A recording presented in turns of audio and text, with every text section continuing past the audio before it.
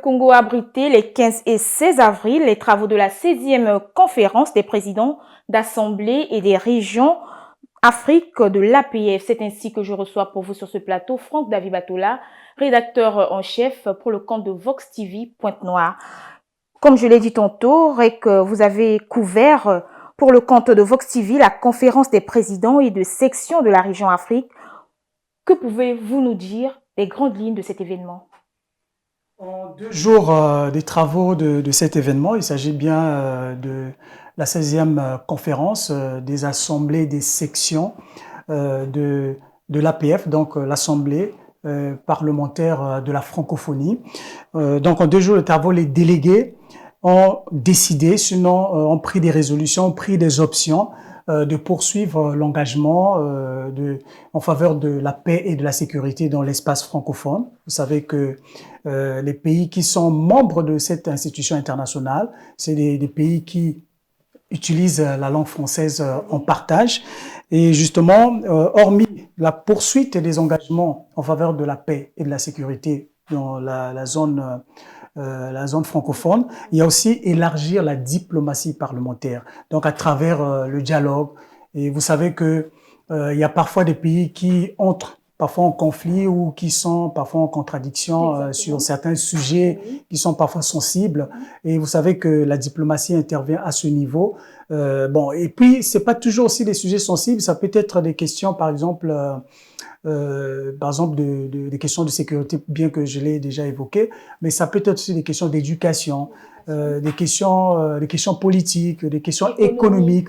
Vous savez, par exemple, le Congo, actuellement, nous sommes dans une période de difficultés économiques et financières. C'est vrai que légiférer dans ce sens, ou voter des lois, ou trouver des mécanismes de sortie des crises, donc on peut ensemble s'entendre avec d'autres pays qui partagent les mêmes visions avec nous, voilà, de nous donner parfois des pistes de solutions, de sortir d'une crise quelconque. Et au-delà de cette résolution ou de cette décision, ce qui a été aussi important dans cette 16e conférence, c'est qu'ils ont mis en route, donc les délégués ont décidé, ou les participants ont décidé, de mettre en route une équipe une équipe ou une mission qui va faire des déplacements à Kinshasa et à Kigali. Vous savez qu'actuellement la RDC et le Rwanda sont en froid, les deux pays sont en froid. C'est vrai que c'est un conflit sociopolitique, il y a beaucoup d'enjeux dans cette situation, mais ils vont déployer une mission justement pour ramener la paix, ramener justement la stabilité dans cette partie de la région de l'Afrique centrale. Et vous savez, au-delà aussi, il y a le renforcement de la solidarité entre les parlements, et ça peut être à travers des formations, parce que vous savez, au sein des parlements, il y a des fonctionnaires parlementaires qui doivent comprendre un peu les missions d'un député, les missions d'un sénateur. Donc, ils peuvent avoir des échanges de partage d'expérience sur des formations. Donc voilà, c'est un peu en gros les grandes lignes qui ont on peut dire les conclusions de la 16e conférence des assemblées, des sections des régions Afrique de l'Assemblée parlementaire de la francophonie. Vous l'avez dit, Franck David, que le Congo fait face à une crise économique. Alors que gagnera le Congo en organisant ce genre d'activité? Bon, généralement, quand on voit ces genres de cérémonies, surtout quand on est en période de crise, même le peuple peut s'être interrogé, mais pourquoi ramener tout ce monde dans le pays alors que ça peut nous coûter cher en termes financiers? C'est beaucoup de dépenses. Non. En tout cas, je l'affirme que le Congo gagne d'abord en crédibilité, en rayonnement et de visibilité aussi. Parce que pourquoi ça nous donne un peu de crédibilité? On se dit que nous sommes un pays qui est en paix, un pays qui a la stabilité. Ça peut attirer des investisseurs, ça peut attirer des touristes qui peuvent se dire que mais voilà, si c'est un pays qui est à la hauteur, si un pays qui est à la hauteur d'organiser ces genres d'événements de taille ou de grande envergure, ça peut rassurer, pouvoir avoir beaucoup de visiteurs. Et en termes financiers, c'est qu'on ne dépense pas grand-chose. Ceux qui me regardent peuvent s'interroger, se dire mais pourquoi pas grand-chose? Oui, parce que les parlements, c'est constitué, donc l'Assemblée parlementaire de la francophonie, c'est constitué comme en fait, je peux appeler des associations. Des associations, s'il faut trouver les termes simples, Donc, des associations au sein de laquelle il y a des cotisations qui se font, des cotisations statutaires. Donc, c'est pas seulement le Congo qui supporte financièrement cet événement. Oui. Il y a d'autres pays qui font des cotisations, qui accompagnent le pays hôte, dans le pays qui reçoit, d'organiser cet événement. D'ailleurs, que ça a été une réussite. C'est vrai que ce sont l'Assemblée qui, en fait, en association avec le Sénat, parce que le Sénat constitue comme une institution comme par exemple le président Pierre Ngolo, oui, qui est comme président d'honneur, donc il y a toujours une contribution à apporter, et le président de l'Assemblée nationale, Isdon Vouba, est le président actif.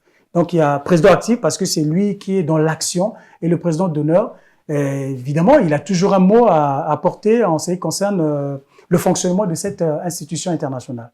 Alors, quelles sont les missions de l'APF? Les missions de l'APF, d'ailleurs même déjà, ce sont les missions, la mission principale, c'est défendre les droits des peuples, oui, parce que le peuple a toujours beaucoup de préoccupations sur des sujets socio-économiques, des sujets culturels, des sujets éducatifs et aujourd'hui surtout les sujets environnementaux. Oui. Mais il s'agit là d'encourager aussi les pays membres de l'APF, de légiférer, oui, de voter en faveur des lois qui contribuent à l'amélioration des conditions sociales de la population.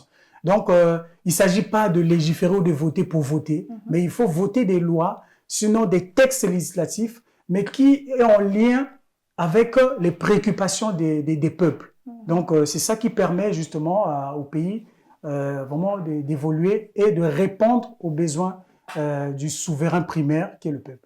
Nous tendons donc vers la fin. Franck Davy, au sortir de ces assises, les délégués ont décidé donc que la 17e conférence se tienne à Lomé, donc au Togo. Pourquoi le choix du Togo? Ce n'est pas un hasard qu'on a choisi le Togo parce qu'actuellement, par rapport à la crise le conflit entre le Rwanda et la RDC, oui, le président Faure Gnassingbé, qui est le président de la République du Togo, oui, a été désigné médiateur pour justement apporter la paix entre les deux pays.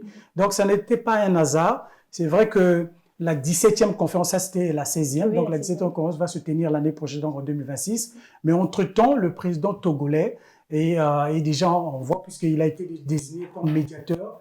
Pour parler. Oui, justement pour déjà des pourparlers, mais pour apporter, ou bien pour, disons, rassembler le président Kagame et le président Tshisekedi pour de faire taire non seulement les armes, mais pour ramener l'harmonie entre les deux présidents et ramener donc quand on ramène l'harmonie entre les deux présidents, c'est ramener l'harmonie entre les deux peuples. Donc du coup, le fait que le président togolais va mener cette démarche de médiation donc comme médiateur pour les réunir, les rassembler, c'est pour aussi l'APF soutient le président dans ce sens, le président togolais dans ce sens, pour qu'il réussisse sa médiation. Donc, du coup, les parlementaires qui sont, disons, dans cette institution internationale, oui, sont dans ce processus-là. Et du coup, ils ont dit, puisqu'on veut soutenir le président togolais, donc, il était presque naturel que le Togo accueille cet événement, puisque